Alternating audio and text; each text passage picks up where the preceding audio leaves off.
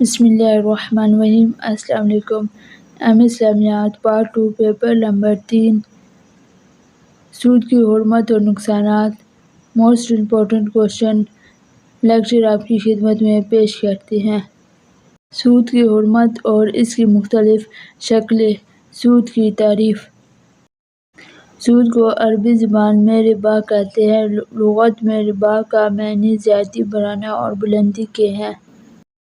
شرع اسلام میں ربا سود کی تعریف یہ ہے کہ کسی کو اس شرط کے ساتھ رقم ادھار دینا کہ واپسی کے وقت وہ کچھ رقم زیادہ کر دے۔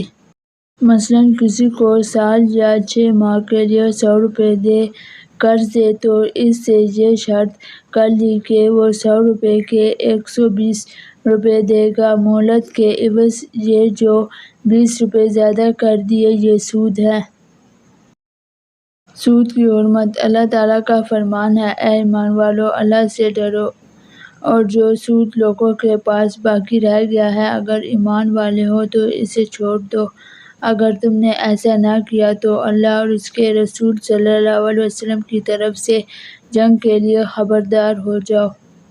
سود بڑھتا نہیں گھٹتا ہے۔ سود کو بڑھتا اور پروان چڑھانا سمجھنا سود کھانے والوں کی خام خیالی ہے، جبکہ اللہ تعالیٰ اور اس کے رسول صلی اللہ علیہ وسلم نے اس کے کم ہونے اور تباہ اور برباد ہونے کی پیشگوئی فرمائی ہے، جیسا کہ ارشاد ربانی ہے۔ ترجمہ: اللہ سود کو گھٹاتا ہے اور صدقات کو بڑھاتا ہے اور اللہ کسی ناشکرے یعنی سود خور اور گناہ گار کو دوست نہیں رکھتا۔ بینکوں سے لین دین۔ آج ہر انسان کو زندگی کے کسی نہ کسی موڑ پر بینکوں سے واسطہ پڑ ہی جاتا ہے، بالخصوص وہ شخص جو حسب معاش کے لیے بیرون ملک جاتے ہیں۔ انہیں اپنی رقم بھیجنے کے لیے بینکوں سے تعلق لازمی اور ضروری ہے، اس لیے کہ بینکوں کے سوا دوسرے جو بھی ذرائع ہمارے ملکی قانون کی نظر میں جرم ہے۔ الغرض ان ذرائع سے بھیجی گئی رقم کے گھر پہنچانے تک انسان پریشانی کا شکار رہتا ہے، نیز اگر یہ طریقہ اطمینان بخش بھی ہو لیکن اس سرمایہ سے انسان کوئی جائیداد اور گھر یا پراپرٹی خریدتا ہے تو انکم ٹیکس کا محکمہ اسے اپنا شکار بنا لیتا ہے کہ اس کے پاس اس جائیداد کو خریدنے کے لیے پیسے کہاں سے آئیں۔ اس طرح آدمی قانون اور انکم ٹیکس محکمے کے چنگل سے ایسے بچ سکتا ہے۔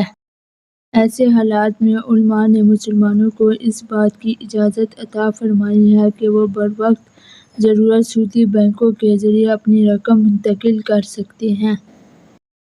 اس میں کوئی شک نہیں کہ عصر حاضر میں انہی بینکوں کے ذریعے رقم منتقل کرنا عام ضروریات میں سے ہے۔ اسی طرح سود کی شرط کے بغیر مخصوص حفاظت کے لیے رقم نکلوانے میں کوئی حرج نہیں۔ اضطراری کیفیت کا حکم۔ حضرت محمد صلی اللہ علیہ وسلم کا ارشاد ہے، لوگوں پر ایک زمانہ ایسا بھی آئے گا جب ہر کوئی سود کھانے والا ہوگا، اگر سود نہ کھائے تو اس کا غبار اسے ضرور پہنچے گا۔ اسلام کے نقطہ نظر۔ سود کی تباہ کاریاں۔ سود خور اللہ تعالیٰ کی رحمت سے دور اور وہ اللہ اور اس کے رسول صلی اللہ علیہ وسلم سے حالت جنگ میں رہتا ہے۔ سود کھانے والے شخص کی کوئی عبادت قبول نہیں ہوتی، جیسا کہ حدیث میں ہے کہ حرام کا ایک لقمہ کھانے کی وجہ سے اللہ تعالیٰ بندے کی 40 دن کی عبادت قبول نہیں فرماتا۔ اللہ تعالیٰ کبھی کبھی کافر اور مشرک کی دعا بھی قبول کر لیتا ہے، لیکن اس کی بارگاہ میں سود خور کی دعا تب قبول نہیں ہوتی۔ نیز ارشاد نبی صلی اللہ علیہ وسلم ہے، اگر کوئی شخص ایسا لباس پہنتا ہے جس میں 9 درہم تو حلال ہے اور 1 درہم حرام کا ہے تو یہ لباس جب تک اس کے جسم پر رہے گا اللہ تعالیٰ اس کی عبادت کو قبول نہیں فرماتا۔ سود کی اقسام۔ سود کی 2 اقسام ہیں: سود الثانیہ، سود الفصل۔ سود الثانیہ قرضے پر اضافہ یعنی قرضے کی اصل رسد المال کے اوپر کوئی زیادتی مال ربا ہے۔ ربا کا مطلب ہوتا ہے سود ہے، اسے ربا الجاہلیہ یا ربا الدین وغیرہ بھی کہتے ہیں۔ ربا الفضل، زیادتی کا ربا، اس کا دوسرا نام ربا الحدیث ہے۔ اسے ربا الحدیث اس لیے کہتے ہیں کہ اس کی ممانعت ان حدیث سے ثابت ہے جس میں رسول صلی اللہ علیہ وسلم نے 6 مختلف چیزوں کے باہم ہم جنس تبادلے میں اضافے اور ادھار کو ربا قرار دے کر منع فرمایا ہے۔ وہ 4 چیزیں متزائل ہیں: گندم، جو، نمک، کھجوریں، سونا اور چاندنی وغیرہ۔ حرمت سود، قرآن پاک کی روشنی میں قرآن پاک سود کی حرمت بیان کرتا ہے۔ اس حوالے سے چند آیات مبارکہ متزائل ہیں۔ ارشاد ربانی تعالیٰ ہے: اللہ سود کو مٹاتا ہے اور صدقات کو بڑھاتا ہے۔ اے ایمان والو، اللہ سے ڈرو اور جو سود باقی رہ گیا ہے اسے چھوڑ دو اگر تم ایمان والے ہو۔ بس اگر تم ایسا نہ کرو گے تو اللہ اور اس کے رسول صلی اللہ علیہ وسلم سے جنگ کے لیے تیار ہو جاؤ۔ ارشاد ربانی تعالیٰ ہے: اے ایمان والو، دگنے سے دگنا سود نہ کھاؤ اور اللہ سے ڈرو تاکہ تم کامیاب ہو جاؤ۔ جو تم سود دیتے ہو کہ وہ لوگوں کے مال میں بڑھتا رہے تو وہ اللہ کے ہاں نہیں بڑھتا۔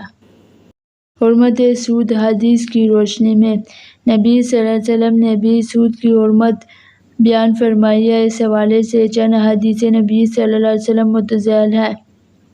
سود کا ایک دینار جس کو کوئی آدمی کھاتا ہے جبکہ اسے معلوم بھی ہے 40 مرتبہ زنا کرنے سے زیادہ سخت ہے۔ سود اگرچہ کہ بہت زیادہ ہی کیوں نہ ہو، آخرکار وہ کم ہو جاتا ہے۔ لوگوں پر ایک زمانہ ایسا آئے گا کہ جس میں ہر شخص سود خور ہوگا اور جو سود نہ کھائے گا اس کا غبار اس تک ضرور پہنچے گا۔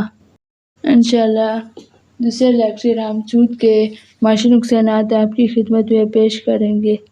آخر میں اللہ تعالیٰ سے دعا ہے کہ ہمیں آخرت اور دنیا میں کامیابی عطا فرمائے۔